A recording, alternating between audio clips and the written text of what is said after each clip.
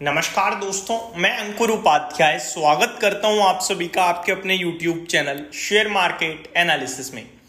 दोस्तों, mid cap की तरह लार्ज कैप्स गिर रहे हैं। जी हाँ, वैसे तो कहा यह जा रहा था कि भैया स्मॉल कैप और मिड कैप के वैल्यूएशन थोड़े से ज्यादा महंगे हैं, लार्ज कैप रीजनेबल है, लार्ज कैप पे फोकस करो। अभी भी अगर किसी से बात करो तो वो ये कहेगा कि भैया पैसे लगाने का मौका है, लार्ज कैप पे ध्यान दो। लेकिन सवाल ये उठता है कि गिर तो लार्ज कैप भी रहे हैं, क्या नेस्ले लार्ज कैप नहीं है? 52 वीक लो पे ट्रेड कर रहा है। क्या HUL लार्ज कैप नहीं है? आज ही देखो क्या हश्र हुआ है। तो ये लार्ज कैप की कहानी भी कहीं ना कहीं थोड़ी सी, अच्छा सब छोड़ो, रिलायंस इंडस्ट्रीज जो सबसे बड़ी कंपनी है, क्या वो नहीं टूट रही? 3200 रुपए के ऊपर का हाई है और 2600 रुपए के पास पहुंच गया, 2680 पे आया है आज भी। तो क्या ये लार्ज कैप नहीं है? ये भी तो टूट रहे हैं। तो सवाल ये उठता है कि भैया कौन से लार्ज कैप के बारे में बात हो रही है यहां पे? केवल और केवल दो ऐसे क्षेत्र हैं दोस्तों जहां पे आपका पैसा अभी तक सुरक्षित लग रहा है, और आगे की बात करें तो इन दो में से एक डेफिनेटली सुरक्षित लग रहा है और एक आएगी ग्रोथ तो सुरक्षित नहीं, पैसा भी बना के देगा। अब वो दो कौन से सेक्टर्स हैं उसी के बारे में मैं इस वीडियो में बात करने जा रहा हूं। पहले मैं आपको थोड़ा सा और डिटेल में समझा दूं। लार्ज कैप की बात करें तो आज हिंदुस्तान यूनिलीवर निफ्टी से मिड कैप की तरह टूटा है 6%। Hindustan Unilever low beta stock है, इतने बड़े मूव देता नहीं है। केवल इतना ही नहीं, SBI लाइफ इंश्योरेंस निफ्टी का हिस्सा है, 0.5% गिरा है। हिंडाल्को इसको क्या कहोगे आप? निफ्टी के मेटल क्षेत्र से सबसे दिग्गज कंपनी कह सकते हो इसे आप। 3.5% घटकर बंद हुई है और दिन के दौरान 7% तक टूट गया था। बजाज ऑटो एक दिन में 13% टूट जाता है। ये लार्ज कैप की कहानी है भाई साहब, ये लार्ज नहीं, ये लार्जेस्ट ऑफ लार्ज कैप है।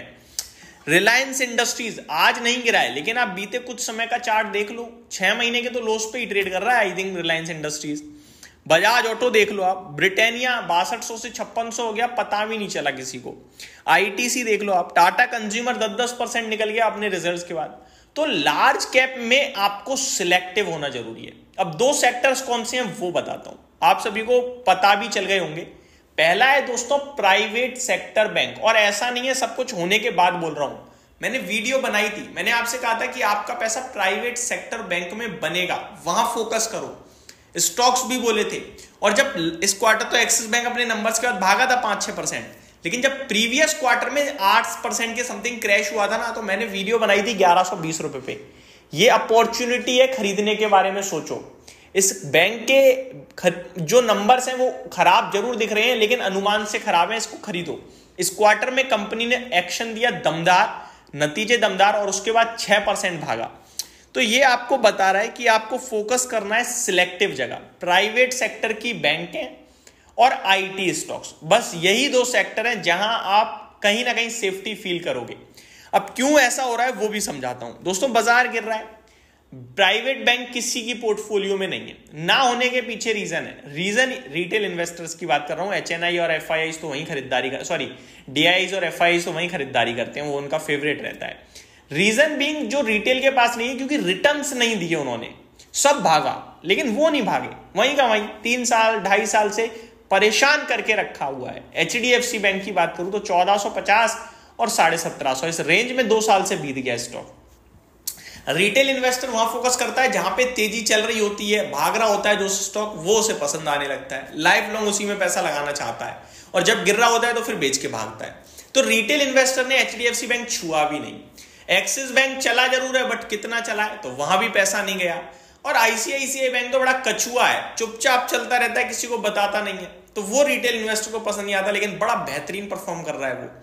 तो ये 3 दिग्गज बैंक हैं जहां पे पैसा रिटेल का कम लगा हुआ है। मैं आपसे कहूंगा इन तीनों बैंकों पे फोकस करो। अच्छा, अच्छी बात यह है कि HDFC के भी नंबर आ चुके हैं और एक्सिस के भी, ICICI रह गया एकमात्र। अब देखते हैं उसके कैसे आते हैं नंबर। लेकिन इतना जरूर है कि नतीजे अगर खराब आए, गिरता है, तो खरीदने का मौका होगा। सिंपल है, अपने व्यू को क्लियर रखो। जब आपके लिए सब एक्शन हो रहा होगा सामने, तब आप व्यू बनाने जाओगे, नहीं बनेगा। पहले व्यू बनाना पड़ेगा। तो व्यू क्लियर है प्राइवेट सेक्टर बैंक में, एक्सिस में, HDFC में और ICICI और कोटक भी। इनफैक्ट कोटक के इस बार के नंबर खराब है नो डाउट, लेकिन कोटक भी, इन चारों बैंक में बाय ऑन डिप करना है। सिंपल है, दैट्स इट। ठीक है जी। रीजन पहली बात, इनमें रिटेल का पार्टिसिपेशन कम है, बाजार की गिरावट में इसमें बिकवाली कर नहीं पाएंगे वो, जो कि है ही नहीं तो बेचेंगे क्या। एफआई बेच रहे हैं नो डाउट, बट वो भी इतनी जल्दी वापस आ जाएंगे, क्योंकि जैसे ही आरबीआई गवर्नर शक्तिकांता दास रेट कट करेंगे इन्हीं को सबसे पहले फायदा होगा, मैं आपको बता रहा हूं। तो एक तो हो गया ये 4 स्टॉक्स का एक क्षेत्र। दूसरा है आईटी क्षेत्र। अब आईटी अभी ऑलरेडी चल रहा है इस होप में कि ग्रोथ आ रही है, और एक्चुअली में आएगी। रीजन, ग्रोथ अमेरिका से आनी है। अमेरिका ने 50 बेसिस पॉइंट का रेट कट ऑलरेडी कर दिया है। सब लोग कह रहे हैं रिसेशन में जा रहा है अमेरिका, लेकिन अमेरिका के नंबर्स कह रहे हैं कि ग्रोथ आ रही है दमदार। तो जब अमेरिका में ग्रोथ आ रही है तो आईटी में भी आई जाएगी आगे पीछे होके। तो आईटी जो ये चल रहा है उसके पीछे रीजन है आगे की ग्रोथ जो आईटी को आते हुए दिख रही है। और बाजार बहुत स्मार्ट है, 3 महीने आगे को तो डिस्काउंट कर चुका है। आईटी में बाजार के साथ जब जब गिरावट हो तो एक्यूमुलेशन के बारे में सोचो। विप्रो 650 700 की तरफ चला जाएगा, पता भी नहीं चलेगा। 500 रुपए के आसपास लेते रहो, कोई दिक्कत नहीं है। 480 500 के करीब। स्टॉप लॉस की बात करें तो वैसे तो लगाना नहीं चाहिए, 450 मैक्सिमम नीचे दिखता है, बट दिखता नहीं उससे ज्यादा। इन्फोसिस की बात करें, लेते रहो आराम से, 2000-2100 हो जाएगा आपके लिए। 1750 तक आराम से खरीदो। स्टॉप लॉस 1680 के करीब का आप प्लेस कर सकते हो, ठीक है। टीसीएस की बात करें तो ये दिग्गज है, यहां भी आप लेना चाहो तो ले सकते हो। पैसा बनने के लिए 4500 4800 हो जाएगा ये स्टॉक भी आपके लिए।